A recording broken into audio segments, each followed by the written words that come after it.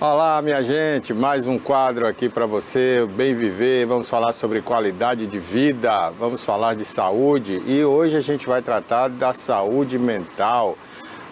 Se não a mais importante, uma das mais importantes, afinal de contas, o nosso corpo é regido pela mente, né? A mente que comanda todas as ações do nosso corpo. Então, sem dúvida alguma, falar da saúde mental é muito importante.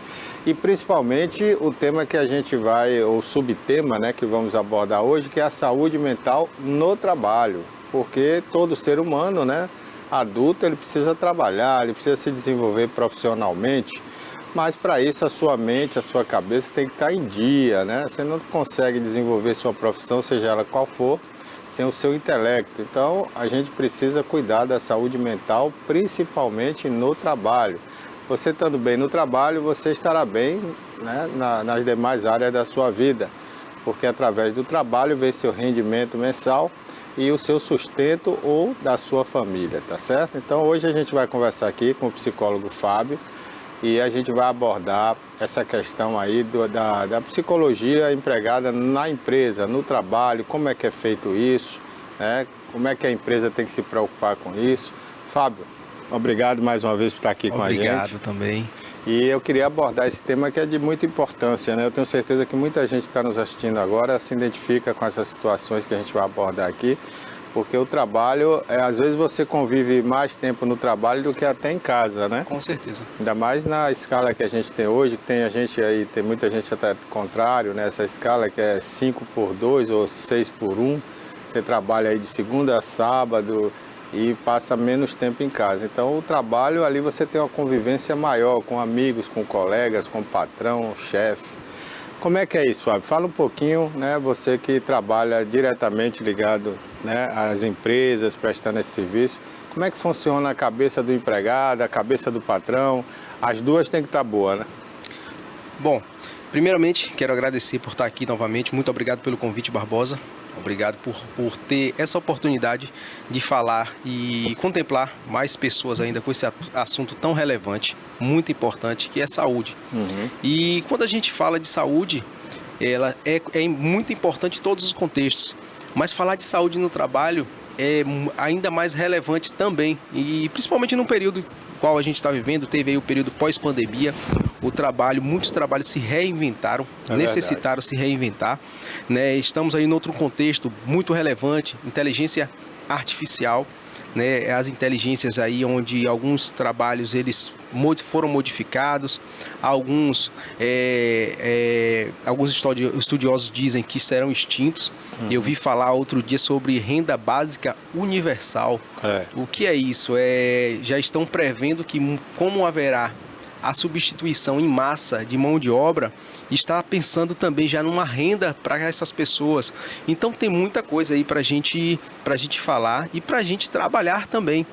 Então, se o trabalho ele tá, se dentro do trabalho a gente não fala sobre saúde, se não fala sobre essas adequações, esse trabalho, esse formato, ele está em desuso. Uhum. Ele tá ultrapassado. Então a gente precisa entender que a gente precisa do trabalho, precisa da produtividade e precisa que esse capital humano esteja ali performando bem. E aí, como é que a gente alinha tudo isso? Como é que a gente consegue, né? Tem empresas aí que tem milhares de funcionários. Como é que a gente consegue alinhar todo esse pessoal? É um trabalho, e de fato um grande trabalho, então, mas que não pode ser negligenciado. Com certeza. Vamos contextualizar um pouco aqui, porque eu sou da geração, ainda peguei uma geração que era tratada com dureza no trabalho, Sim. né? Eu, quando comecei meu trabalho, ainda alcancei, assim, diretores que davam bronca mesmo nas pessoas, né? Alguns até ofendiam.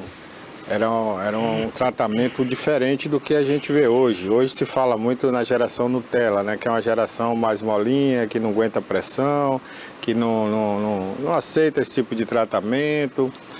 Hoje já existe termos para essa exaustão no trabalho, essa cobrança exagerada, que é o burnout, né?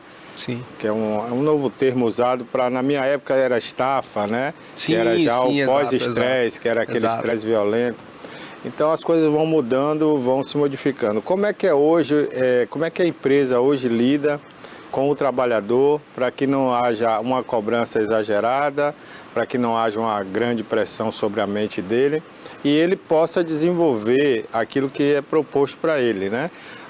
Ontem eu estava vendo um grande empresário, ele tem mais de 25 mil funcionários no Brasil e ele estava revoltado numa entrevista que ele estava dando, que um determinado promotor, né, acionou ele, intimou ele e nessa intimação cobrou dele que não estabelecesse metas na sua empresa. Então ele estava questionando e aborrecido. Como assim? Como eu não vou estabelecer metas? Se é através da meta que o funcionário acaba se desdobrando para oferecer o seu melhor, né? E ganhar mais também. Então, como uma empresa não trabalhar com metas? Então, me parece que há ainda muita divergência entre qual é o ponto limite ali da cobrança, né, e da aceitação por parte do empregado. Como é que lida com isso hoje? Olha, é muito importante, vamos deixar claro que é muito importante que haja hierarquia. Uhum. Haja hierarquia até para ter esse comando e essa representatividade. Então, quando a gente fala sobre isso, existia um comando diferente, né, como você citou, em outros períodos atrás, né, e onde existia mais o comando pela pressão. Né? A pressão ela é importante, vamos destacar isso também, é importante. A gente trazer um exemplo. Quando a gente tem muita comodidade, isso pode prejudicar. Exatamente. Tem um estudo que aconteceu, um experimento em 1960, 1060 ali a 70, que é chamado Universo 25. Eu não sei se você já ouviu falar sobre isso. Não. E o pessoal pode pesquisar aí depois, onde pegou ali 4 casais de ratos, né? Muitos experimentos são feitos com ratos, né? Para depois a gente ter uma noção de como é o funcionamento humano, né? E ali criou uma comunidade, entre aspas, a comunidade perfeita. Esses 4 casais teria ali alimento, não teria predadores ali, teria uma aparente tranquilidade, né? A perfeição, a utopia, né? E ali moradia, tudo. Esses animais, eles começaram a se reproduzir. À medida que eles se reproduziram naquela zona confortável, eles mesmos começaram a criar o caos, né? E é tanto que os nascimentos começaram a reduzir com o tempo. No salvo engano, no dia 600 foi quando houve o último nascimento. Olha que coisa interessante. Até a natalidade ela foi prejudicada. Começou a existir níveis de canibalismo, violência, isolamento. Por quê? E nasceu de onde? Foi conforto demais. Então, quando a gente tem que aprender a ter um certo limite. A pressão demais ela é prejudicial, mas conforto demais também. Eu costumo dizer até para os pais, né, atendo alguns pais na clínica e falo assim, olha, tem amor que não protege, desprotege. Tem amor que não protege, desprotege.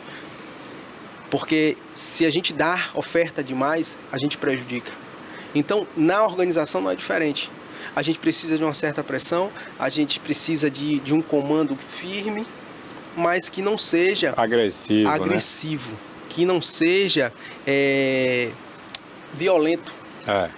Então, o termo certo é violento. Porque agressivo, a palavra agressivo nem sempre é violenta, né? A agressividade às vezes é na maneira de trabalhar, né? Mas aquilo não se traduz em violência, né? Então, que a gente não seja violento, mas que exista também essa pressão. Exista ali, olha, a gente precisa ser...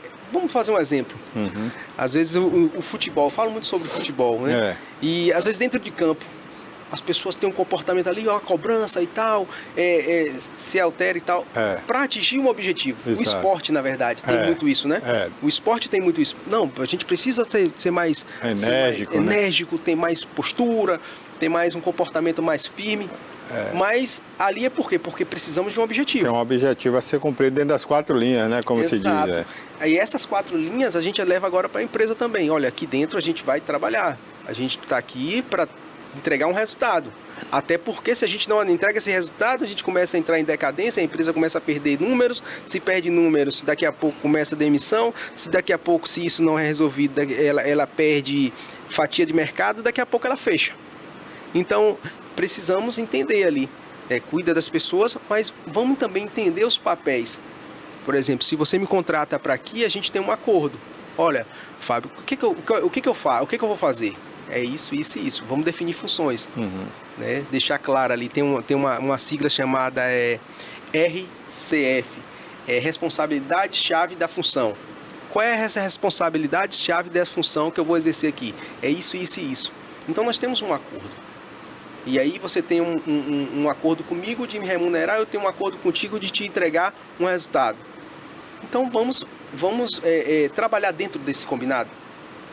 Então é isso que a gente precisa também tá deixando claro. Reforçar os combinados, respeitar os combinados. Exatamente. E toda empresa tem, como você falou, né, tem seus objetivos, e aquela pessoa que foi contratada para aquela função, ela tem que atingir esse objetivo, né? Exato. E aí tem que haver essa motivação. Bom, você já se deparou em alguma empresa que precisava mudar alguma coisa e você colocou um método, uma maneira de se trabalhar para que consiga atingir esse objetivo de uma maneira melhor? Uma coisa que é muito presente é o perfil da função. O que acontece? Às vezes há contratações que elas são por estima. O que é uma contratação por estima? É você ter um negócio e você chama um amigo seu, não pela competência, mas pelo apreço que você tem a ele. Isso geralmente é um dos causadores de problema. Porque você, por consideração àquela pessoa, entrega a ele, a ela, às vezes uma função que ela não tem a competência que aquela função exige. Então o que a gente faz? Vamos redesenhar isso aqui, esse organograma. Vamos ver o que a gente pode fazer aqui. Não é que a gente vai dispensar ela, mas às vezes ela pode entregar mais em outra função. Sabe? Então, por exemplo... Adequar, né? Adequar. Porque, vamos pro futebol novamente. Se você pega um zagueiro e coloca ele para ser goleiro... não vai dar certo. Não vai dar certo. Então, não é que a gente vai tirar ele do time, mas vamos mexer aqui. Vamos movimentar. Então, essa visão, esse olhar... muitas vezes precisa do profissional com esse olhar treinado, com ferramentas, né? Tem a pesquisa ali de clima organizacional, tem outras ferramentas que são utilizadas justamente para ajustar essas pessoas dentro ali desse digamos, um tabuleiro, né? Importante. Agora tem um outro gargalo em muitas empresas, e aí já é um problema mais de diretoria, né? Mas que acaba passando e transmitindo isso para o corpo de empregados, quando a empresa sofre algum problema baseado nessa formação que é a empresa familiar. Né? Onde você tem só pessoas da família ali na diretoria e acabam se desentendendo essas pessoas, né? Eu conheço casos de empresas que até fecharam, né? Sim. Então, eu não sei se você já se deparou com alguma situação parecida, mas quando acontece isso, né? Como resolver? Porque o problema que hoje está na diretoria reflete no corpo de funcionários, né? E esse comando acaba ficando tumultuado. Você já se deparou com alguma situação dessa? Olha, e esse problema, ele atinge toda a estrutura da empresa. Por quê? Porque geralmente o time ele é reflexo da liderança. Uma liderança confusa, um time confuso. Então, o importante, às vezes, também tem a questão da briga dos egos. Ego, né? Ego é um problema. Ego é um caso sério. Então, às vezes é o ego. E quanto vale eu sustentar o meu ego? Quanto vai custar para mim, para o meu time, para minha empresa e até para minha família mesmo? Né? Então, é uma questão de consciência também, mas isso pode ser ajustado à medida que a gente começa também a apresentar ali dados. Dados, a gente precisa medir isso. Então, tem líderes que eles precisam perceber o quanto está gerando de prejuízo para tomar uma decisão. Porque números e dados, eu costumo dizer que é o novo inglês, né? Você precisa disso. Você precisa ter dados para tomar decisões. Então, quando a gente começa a apresentar, olha, os dados, para onde aponta, né? E aí cabe outros profissionais também, né? Que aí vai para além, né? Ou pessoas mais capacitadas em números, entendeu? Então, às vezes essas lideranças precisam desse choque. Olha, o que está acontecendo aqui, esse entrave, essa briga aqui, está refletindo nesse ponto. E aí? O que vai ser feito? Até onde vai perdurar isso aí, entendeu? Então, às vezes, precisa disso aí para ajustar essa liderança e, a partir disso, né? Essa liderança, ela começa a entender o seu papel, entender a sua influência, entender o que ela precisa fazer, que às vezes não está fazendo, entendeu? Então, porque acaba perdendo. Quem está abaixo daquela liderança, ela fica solta e a gente perde o objetivo.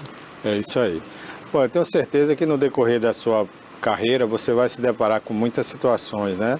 A gente falou da empresa familiar, mas tem também a empresa que não é familiar, mas que às vezes o time não está bem escalado, usando uma terminologia que você usou aí nessa comparação entre o esporte, o futebol e uma empresa. O time precisa estar bem escalado. E às vezes você tem uma diretoria que não se comunica bem com o empregado, né? Comunicação comunicação é fundamental numa empresa, né? Como resolver isso?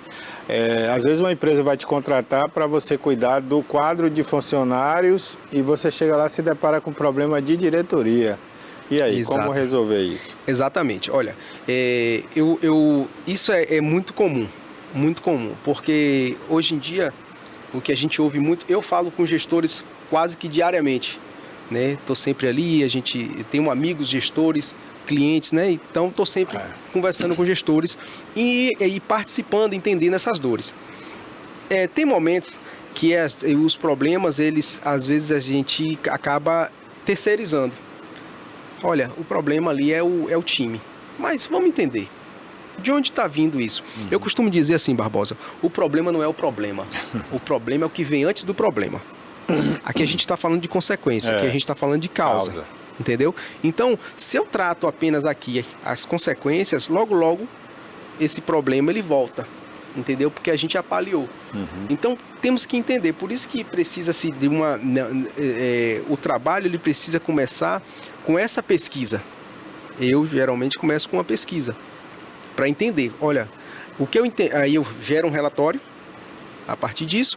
E aqui tem os indicadores. A gente precisa começar por aqui. Precisamos tratar essa parte aqui para depois a gente ir para outra. E às vezes você nem precisa mais. Porque você quem é responsável... Foi na causa, né? Isso. Então a gente já trabalhou aqui e a partir disso eles entendem. Olha, não, a gente estava pecando em tal área, assim, estava conduzindo de tal forma. Comunicação. Comunicação é um problema, eu acho que estrutural. Está no cerne nosso, sabe? Então, quando a gente melhora a comunicação, a gente melhora muita coisa. Muita coisa, porque quando você consegue transmitir o que você pensa, o que você quer, a sua expectativa, transmitir um feedback. Essa palavra feedback, ela hoje é muito utilizada, mas é algo muito importante.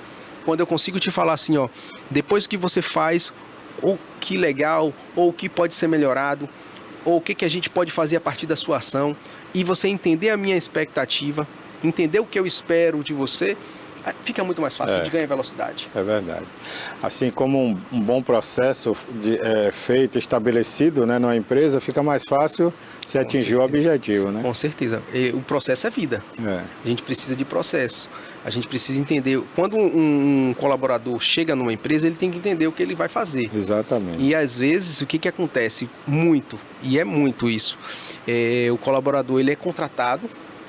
Hoje eu preciso de uma pessoa X. E ele chega lá e não é transmitido para ele o que ele vai fazer, o que se espera dele. E aí essa pessoa vai ficando, entra outros e segue essa mesma cultura, que aí é uma cultura. E aí que está o problema. Como é que a gente vai esperar algo de alguém que a gente também não determinou antes, não combinou antes? Falando novamente dos combinados. É verdade. Comunicação. Bom, você falou no início aí, né, sobre o presente momento, que se fala muito em inteligência artificial, automatização das coisas, das empresas, e o psicológico do ser humano está muito abalado por isso, porque ele está se sentindo, se não ameaçado no momento, mas no futuro próximo ameaçado de perder o emprego, de não saber o que fazer mais da vida, qual a profissão que ele vai optar a partir dali. Como lidar com isso hoje, no atual momento? Primeiro, vale a pena ressaltar que isso já aconteceu em outros momentos da história. Os Estados Unidos é um exemplo disso, onde 80% das pessoas trabalhavam diretamente na agricultura. Hoje esse número é apenas 3%. Então 77% dessa mão de obra ela foi deslocada para outro local, para outro lugar. Então entender que isso não é novo. A humanidade ela se modifica o tempo todo. A forma de se fazer. Hoje em dia existe um termo chamado o pós-trabalho. Trabalho pós-trabalho, ou seja, como vai ser o trabalho. Então o importante é a gente se desenvolver. E eu falo isso o tempo todo nas minhas redes sociais, no meu Instagram, principalmente eu falo o tempo todo, eu entrego muito conteúdo lá, grátis, né? E falo o tempo todo sobre se desenvolver. Procura se desenvolver, procura desenvolver competências, habilidades, procura estar em movimento. Entende? Porque quando a gente tem um coração ensinável, um coração que você... E coração, quando eu falo, é a capacidade, né, de aprender, a gente já se destaca, sabe? Então, isso é muito importante, Barbosa. Então, claro, as pessoas se preocupam, mas, enquanto isso, não fica parado na preocupação. Não fica... Eu trabalhava com um rapaz... E ele falava assim, não, vamos sentar em cima do problema. E eu gosto muito de usar isso aí. Não senta em cima do problema. Vamos procurar uma solução. Vamos se movimentar. O que eu posso fazer? Dentro de tudo que está acontecendo, o que cabe a mim? E aí que tá. O que cabe a mim? O que era para me fazer e que eu não estou fazendo? Porque eu costumo dizer que nós somos sócios majoritários da vida. Não fazemos tudo, mas fazemos muita coisa.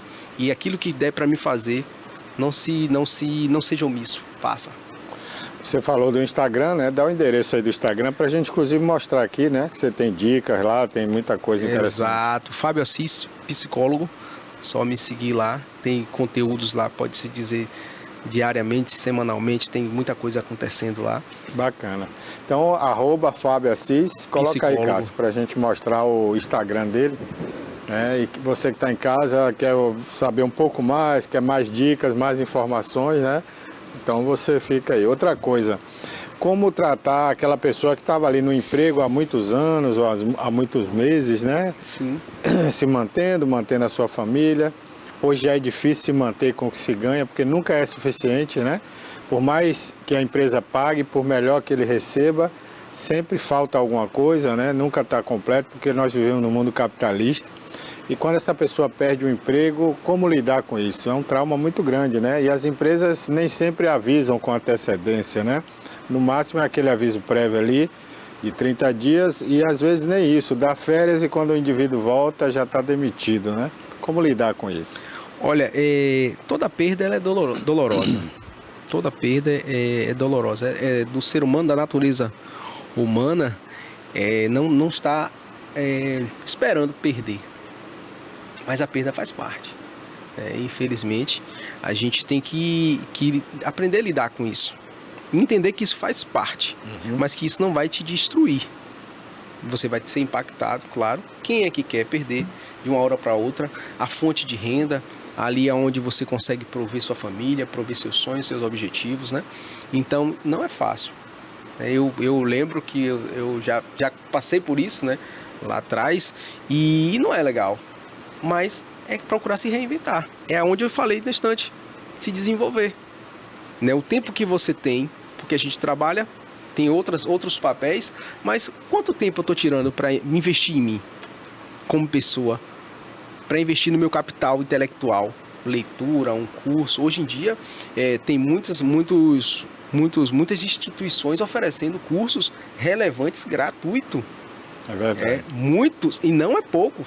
É muito gratuito. Então hoje, mais uma vez falando da inteligência artificial, da IA, ela trouxe aí muita informação. A própria IA ensina, né? Ensina o tempo todo. O YouTube é uma ferramenta extraordinária.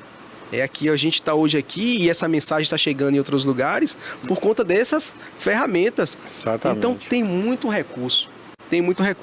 O importante não é querer fazer tudo, mas fazer algo muito bem feito.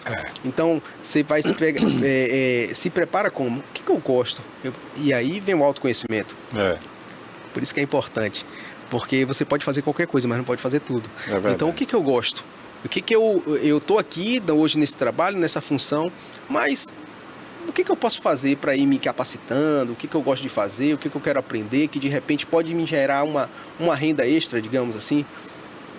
Sabe? Então, tem esse insight.